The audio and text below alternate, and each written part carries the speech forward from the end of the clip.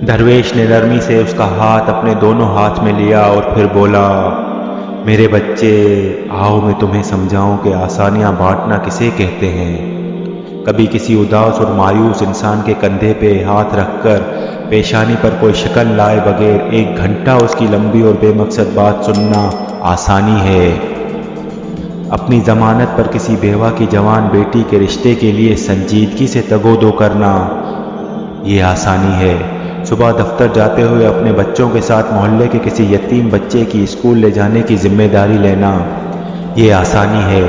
अगर तुम किसी घर के दामाद या बहनोई हो तो खुद को ससुराल में ख़ास और अफजल न समझना, ये भी आसानी है। गुस्से में फिफरे किसी आदमी की कड़वी कसीली और गलत बात को नरमी से बर्दाश्त करना, ये आसानी है।